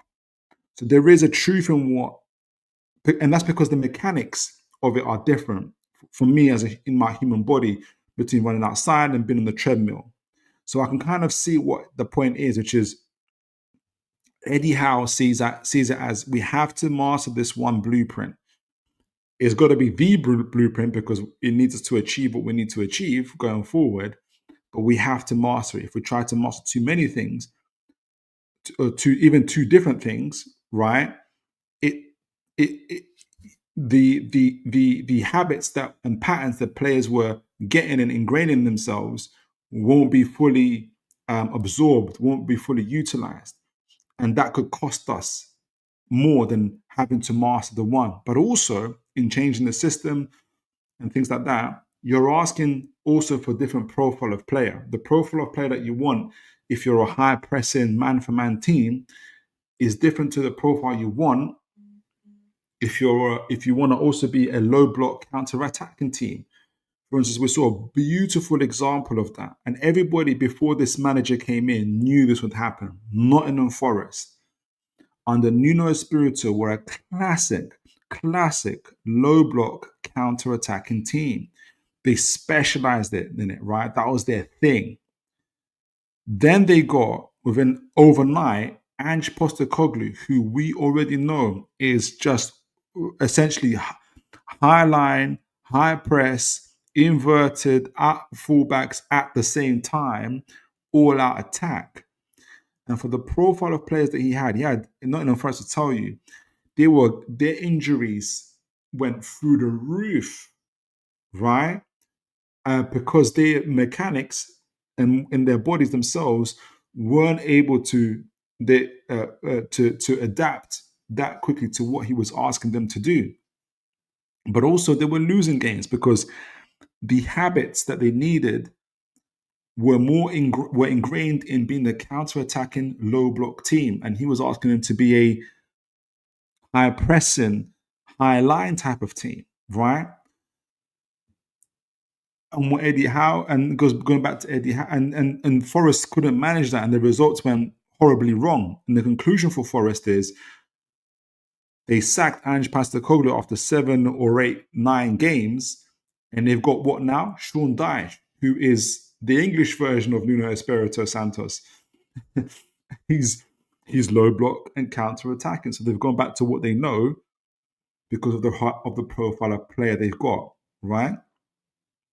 So I can understand and I can see from that point of view why Howe is committed to mastering a single demanding philosophy. And it's not just him, it's a lot of managers that are doing that at the moment as well. The second point in terms of why Eddie Howe is not changing or hasn't got like that second blueprint plan is the weight. He is holding the line on his core tactics to ensure when his key profile players, Hall, Livramento, Wissa, who are different parts of their injuries back at the moment. Obviously, Hall is already back. He had 20 minutes. I can't remember how much he played against Brentford, but he's expected to start against City. Livramento, I think, probably be on the bench, possibly with Wissa as well against City. So Howe is waiting for those guys to come back and for their return. The team can immediately slot back into the system and achieve the desired output. So imagine Howe changed how the team played before these players returned. And when they returned, they're having to now adapt to the new in the match itself, to adapt to the style of play, to the new style of play, rather than what they were used to before, right? So that's going to add even more time between when we actually see the results on the pitch itself. So Eddie Howe has had to wait to stick with that one philosophy because it made sense in terms of not overloading players with information, having two different systems and different profile players and suffering for the results, but also waiting for the players who fit the profile for his current system that he wants the players to master. Because when those profile of players return, your Livermentals and your Halls, those fullback that he really, really needs, they're gonna slot right back in. And Wissa, who's used to playing for essentially a counter-attacking direct team from Brentford to now a counter-attacking direct team in Newcastle, he's gonna slot right back in as well. So for Howe, it made sense to wait.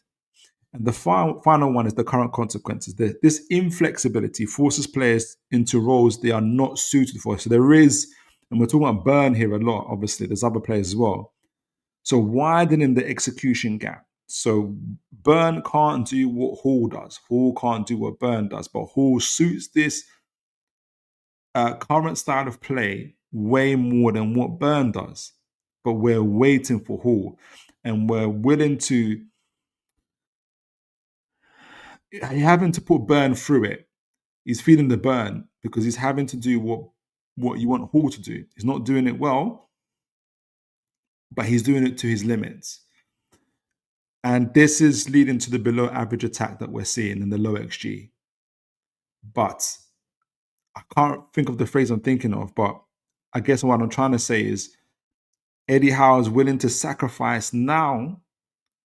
He doesn't want to sacrifice the results. It's not his intent to go to Brentford and to West Ham and say, I'm willing to lose this game just to wait for Hall and Livermore to come back. It's not what I'm saying, but the risk he's taken. I guess what I'm trying to say, the ends justify the means. I think that's what I think it is. We're not liking the means right now. We're not liking Burn at left back right now, right? But the bigger picture of having that one system, having that one style of play, and mastering it is more important than having and it's seen as a better benefit than having two systems, three systems, because of the drawbacks that you'll get. Even if you have short-term success, the mid to long term would still be problematic. And you've got players to return in Livermore, Hall, and Wissa. So I think that's the main reason why Eddie Howe is still waiting, is not willing to change his system because the bigger picture is this current style of play with the right profiles will eventually get him the results that he needs. And it will allow him to keep the injuries down, keep players from burnout, allow him to compete on all four fronts, which he's still currently doing. And once those profile of players come back, your Halls, your Wissers, your Livermentos, you'll also see the results coming back. The drawbacks of changing that system, even if you have short-term successes, that players now have two different systems they have to learn and have those habits ingrained in them. Then you've got the players that were injured coming back into that. They then have to learn it as well. And you're risking a lot in terms of how it could affect.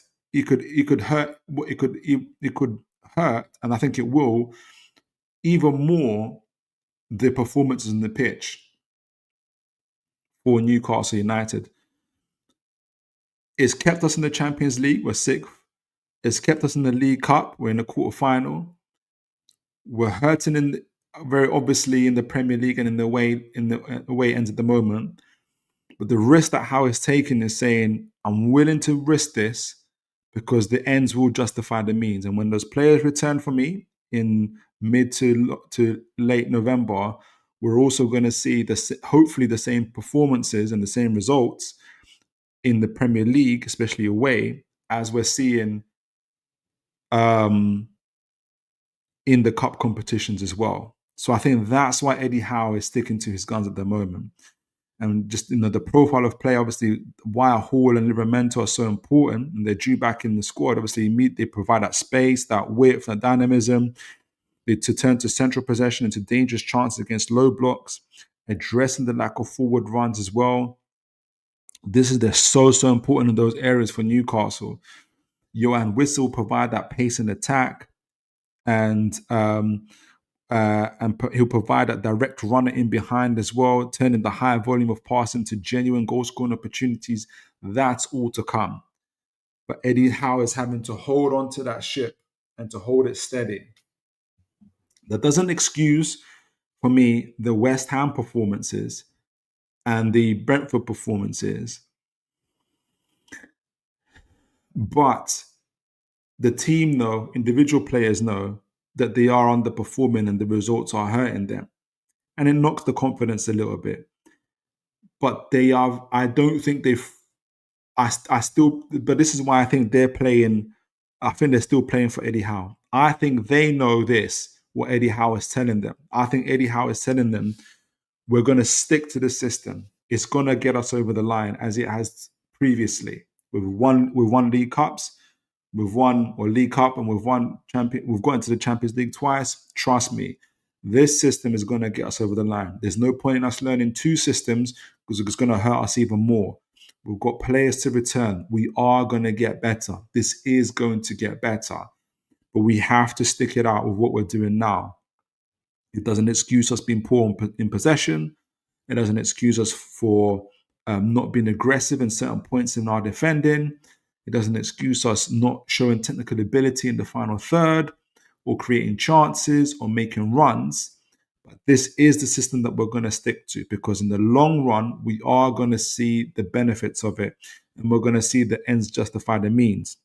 Now, there is no, before I go to the chat, I want to say that there is no guarantee to this, right? And I don't think Eddie Howe is saying that there's any guarantee to this. Like, we're all of a sudden going to zoom up the league once Hall and Livramento and Whistle are back. I think we've got a greater chance of doing that, absolutely. But I do understand, and I do see it from that perspective of why it makes sense to still stick with what we have. I think it gives us the better chance, as opposed to having two systems or three systems necessarily. Is there game management that Eddie Howe could have improved on? Substituting Dan Burn and things like that? Sure. But I've seen, and you guys have seen, for instance, players like Joe Linton, Bruno pick up early yellow cards and Eddie Howe showed trust in them, and they rewarded them early in games and they didn't get sent off, for instance. Do you guys remember, was it last season? Bruno was on 9 yellow cards and he was 1 yellow card away from like a 2-match suspension. And Bruno said to Eddie Howe, and I think it will take another 10 games or so before that whole system will get reset. So he comes back to 0 yellow cards and starts it again. And Bruno said to Howe, trust me, boss, I'm not going to get that yellow card. I'm going to stick it. Just play me. Please play me. And Bruno rewarded him. Eddie Howe showed him trust, which Bruno paid him back for. He didn't get a single yellow card, and that was reset. I think some of those things are playing in Eddie Howe's mind, right? When he's looking at those players and he's showing them trust.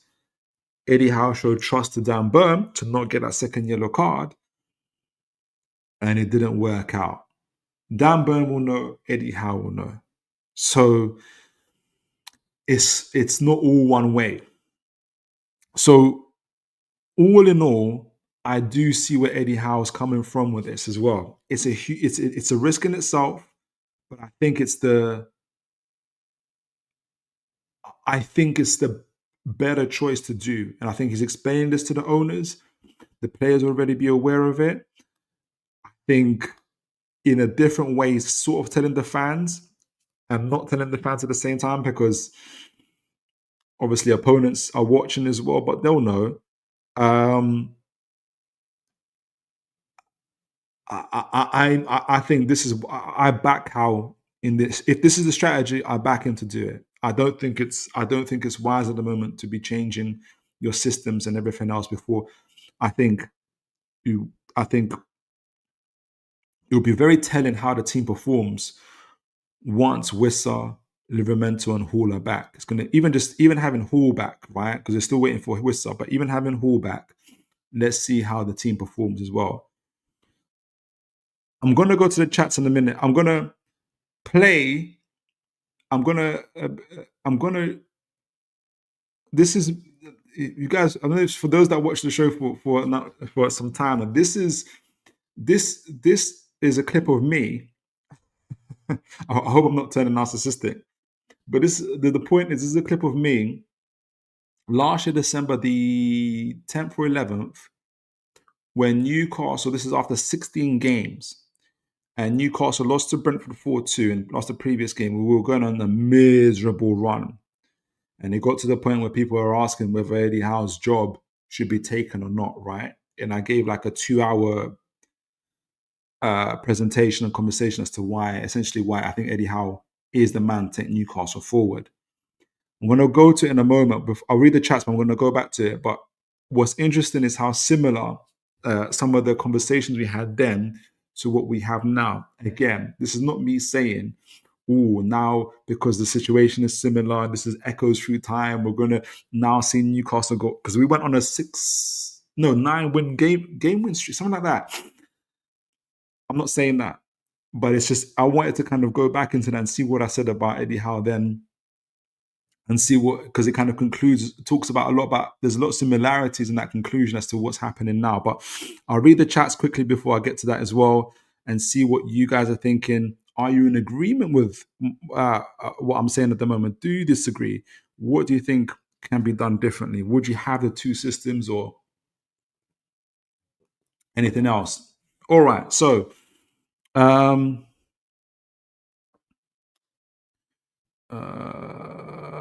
I'll go back to that about trophies in a moment. Mobile Jog, if the owners become fans, you get Chelsea signed Sterling.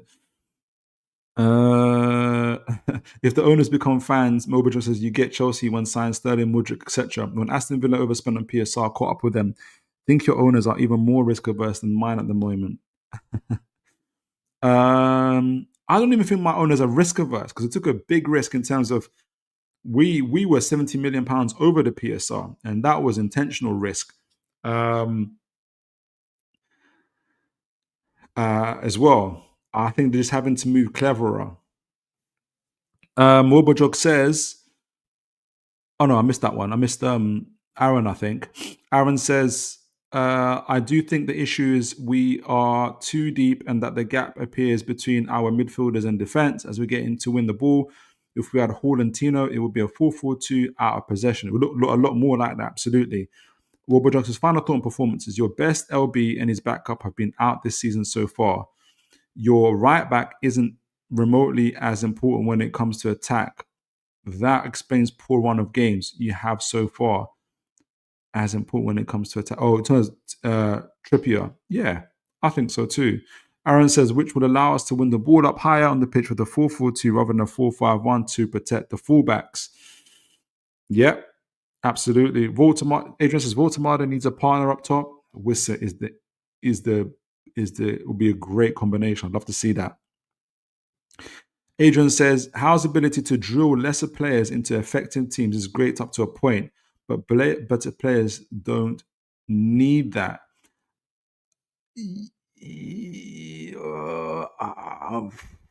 I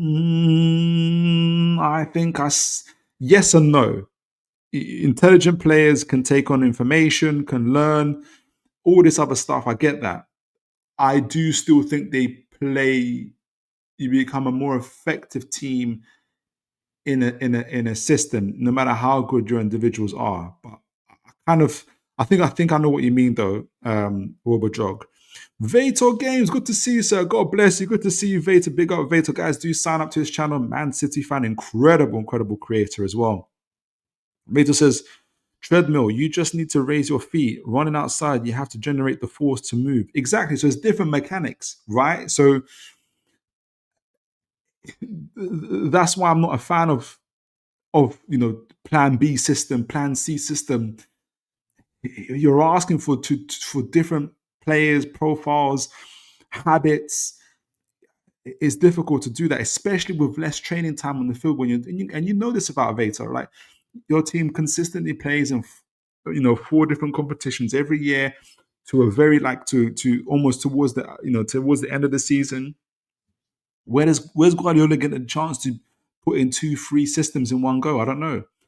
Aaron says, to be fair to Trips, Murphy has been very selfish and not used the overlap by Trips in some instances, and has been taking shots outside the box. There's a lot to work on. I do think, I wonder if Murphy does that more if he gets closer to the goal when he plays with Livramento. I think he would do that. Wobodrog says, yeah, Tino Hall mission really hit you hard, I guess. It has. Absolutely. Wobodrog says, I've had to slander Gordon and your attack. I'd love to slander Gordon and your attack. But I know how important fullbacks are, especially given the drops off in the backups. Honestly. Absolutely there. Adrian says, given Howe's need for fan burns high, can we be confident Hall will get much game time? Yes. 100%. The only time Hall won't get game time is Howe has to look after him even more. These are young players still. Like, look what happened to Miley. Livramento had an ACL. Like, we still have to remember those things, and he has to look after them. And that's why I think we're going to invest. We're seeing a lot of links to Newcastle and fullbacks. Lewis Skelly, Wobodrog. Lewis Skelly's been linked to Newcastle. What do you think about that? Murillo was linked to Newcastle. I think Newcastle are going to invest heavy into fullbacks. I was wondering why we're so looking at Murillo, for instance, but now it's making a lot more sense. Right, so let me know, guys, what you think about that. I'm going to play this video of me. And I want to remind you guys of this, what the setting was before I played the video. This was Newcastle. Let me go back to, can you guys see this? So this, no, you can't see it. So the video I'm going to play with you guys of me is in December 10th or 11th, 2024. And I want to remind you guys what the context of this was, because context means everything. So this was 24-25 season, where obviously we eventually finished 5th with 66 points. However, Newcastle were, so the video was, we need to talk. The thumbnail was, it was a live stream, excuse me, it was a thumbnail, we need to talk, because again, understandably so, but people out there saying, the results weren't in our favor. The team and Eddie Howe were up against it. I want to show you exactly. This was after match week 16. I remember that because it was significant. And it was after the 4-2 defeat to Brentford. Where is it? So we had just... Yeah, so let me zoom in on that. So I did this video on the 10th or 11th of December. Make sure you guys can see that. To remind you of the context. This is match week 16. We just lost to Brentford 4-2. Remember that, guys? Absolutely destroyed in that game. Ironically, Livramento and Hall both played in that game. And I was saying that, because up to that point as well, leading up to that point, we lost 4-2 at Brentford. We drew 3-3 to Liverpool, and Palace won. And this wasn't the Palace that's now Palace. This was the Palace that was second from bottom in the league. This is a very fragile in confidence, very, very vulnerable Palace side. I don't know if you guys remember, we were 1-0 up in that game. We managed to revive Newcastle. We managed to revive Palace and give them that 1-1 draw. And before that, again, a poor West Ham team, ring any bells, came to St. James's Park and they beat us 2-0. right? And so fans were doing their absolute nut. We were eighth. I can't remember where exactly we were in the league at the time. I remember now. This is where we're in the league. So let me show you guys where we're in the league after game week 16. Can you guys see that? This is game week 16. We lost to Brentford. We drew to Palace, poor Palace. We lost to a poor West Ham team at St. James's Park. Game week 16, this was. We were game week 16. Where were we at the time? Let me show you guys this. We just lost to Brentford and we were 12th in the league behind Brentford. As we are right now. After 16 games, we had one. Where is it? Oh, let me go back. What's going on here? So 16 games, we won 6, we drew 4, we lost 6 games at that point in time. We lost 6 games, guys. That's crazy. Hold on, let me see something because our goal difference seems crazy as well. So we scored 23 goals and we conceded 21. We had a +2 goal difference. And we were 12th in the league after 16 games. So that was the context behind that. And just to add, where were we after game week 11? To match it up to now as well, just to add a little bit more nuance to it. I think we're a bit higher, but we were 8th with 18 points. So we're doing a little bit better. But after game week 16, 12, we lost 6 games and we were battered by Brentford. We drew to a poor Forest side. We allowed a poor West Ham team to come to St. James's Park, where Arsenal couldn't beat us, where Liverpool couldn't beat us, but we let West Ham beat us, and fans were not having it. People, as they are now, which is fine. I'm not saying that they shouldn't. Questioning where Newcastle were, like, what was our direction? Is Eddie Howe the right man for Newcastle? That was the question. And so I did the show where I talked about Eddie Howe and his management credentials. And we talked about his results. We talked about what he'd achieved in the past. We talked about everything else like that. But I gave a conclusion in this game. And I emphasized the importance of the next 3 games for Eddie Howe, because it was getting to that point where it was getting a bit dangerous for him, because I think the next 3 games were a poor Ipswich side. I said we had to win. If we lose that game, where I don't know what else we can justify it. We beat them 4-0. We're going to talk about the scorelines in a moment. But ironically, after that, we played Brentford. The next 3 games were going to be Brentford again in the League Cup, Ipswich, and Aston Villa. And I was saying we need to get at least something out of this game. But I wanted to show this summary. I wanted to show this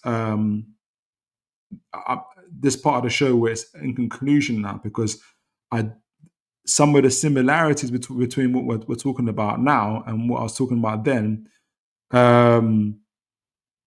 seem very eerily similar as well. I wanted to get you guys' take on this. All right, so let me get back to playing it. Hopefully I won't copyright myself. Because not only is it away, but it's also against a side that's lower down the league that we're on paper expected to win against.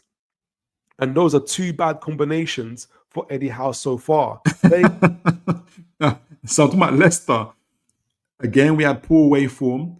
We're playing against the team that we're supposed to beat, which at the time is a bad combination for Newcastle. So in a way, playing against the team that you're expected to win. We need to see that Eddie Howe change things and develop things for his team. So I'm Eddie Howe in. I think he's turned it around before and he can turn it around again. My concern is for how long and how sustainable can he make it? he will have, God willing, Sven Botman coming back, and he will have Injuries. the January transfer window. Maybe Paul Mitchell can pull a rabbit out the hat and bring him some players. Now, we know he didn't do that. He sold players. But what's interesting is from that conversation that we had, Newcastle next game was against Leicester. We beat them 4-0 away. Thank goodness for that. Brentford at the League Cup, we beat them 3-1. Ipswich, we beat them 4-0. Villa, we beat them 3-0. So that's 1, 2, 3, 4 games. Man United, we beat them 2-0. That is 5 games in a row. And then it was Tottenham. We beat them 2-1 away, 6 games in a row. Arsenal, 2-0, 7 games in a row. Bromley, 3-1, 8 games in a row. And now Wolves, where we won 9 games in a row. And after that wasn't too bad either. We're winning more games than we lost, right? I hope that happens again. There's no guarantees. But it's interesting how in that time, again, poor away form, players who were hoping for players to come back from injuries to help us get through the storm, essentially. And there were lots of questions being asked about Howe. I backed Howe then as well, because I thought that he had the credentials to do that. It wasn't out of blind faith. If anybody wants to kind of read it, kind of listen to the show again, went through very in-depth on Eddie Howe. And I'm backing Howe again. And I'm also backing what I think is a strategy, which is to stick with the current system he has, to wait for the players he has to come back from injury, which is Hall, Livramento, and Wissa. And it's not necessarily a crisis that Newcastle are going through. It is turbulence, for instance, for sure. But I back Eddie Howe in his strategy in terms of sticking to what we are at the moment. It's a risk. It's a huge, huge risk. Right, but international break has come at a good time for us. Hall is back. I think Livramento and Wissa might both be on the bench against Man City.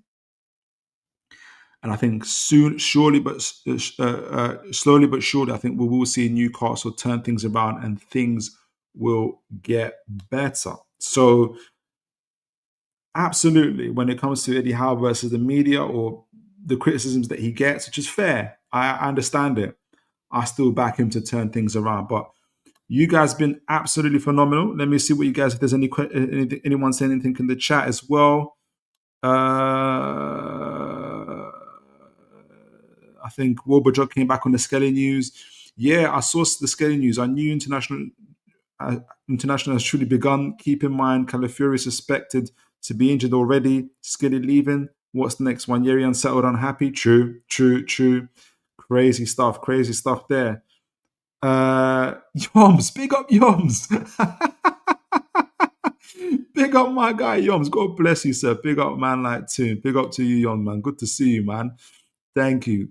And folks, do remember to like, share, and subscribe. So guys, in conclusion, like I've said, we've talked about in the show what the media versus Eddie Howe. We talked about the media, the likes of Jamie Carragher and Simon Jordan, others. We've done this, what the tactical breakdown from some of the guys I listen to the most around, Antonio Mango and the other half in terms of how Newcastle are playing, the problems with it. We talked about some of the solutions, the players coming back. Then we broke down we took the data about what, where Newcastle are at in certain stacks, the PPDA, the high pressing, the tilts,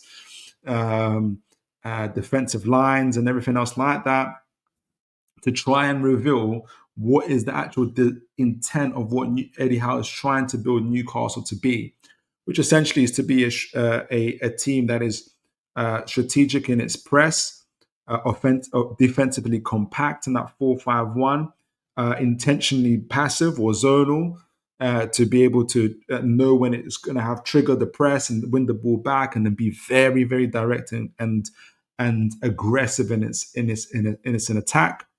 And with the right profile of players, they can execute those attacks a lot better. And I think they set up that system to reduce the injuries, to reduce the likelihood of burnout, and to allow Newcastle to compete on all 4 fronts, which at the moment they're doing everywhere apart from the Premier League. And I think what he's waiting for is the return of your Wissers, your Halls, and your Livermentos, who are the profile of players to allow the current system to be better than what it is at the moment. And you'll see, and the hope is that it will see, and I expect it to see, an upturn in form. I back Eddie Howe. I understand the strategy in my point of view. For me, I don't think I think mastering the one system he has with the players that are due back makes sense. I don't see I don't see the. I think we lose more by trying to have 2 or 3 different systems, trying to get players to have to. I believe you have to adapt and make changes where you can, and in-game changes as well. I think there's fair criticism in that. But in terms of making like a B plan, C plan for different systems altogether, causes more problems than it is. But I back Eddie Howe in terms of his strategy to wait, to master the system that he has, to wait for the profile players coming back from injury to make that system work even better, to turn around the performances, to turn around the results, and to make that happen. So I certainly back Eddie Howe to kind of make that happen and make the strategy. But you guys have been absolutely incredible. As always, adding all the context, all the substance, all the information. Thank you for all of you guys that have liked, that have shared, that have subscribed, that have engaged, that have been absolutely superb. As always, join me on this show, and for those that have joined, guys, God bless you. And as always, folks, take care and God bless.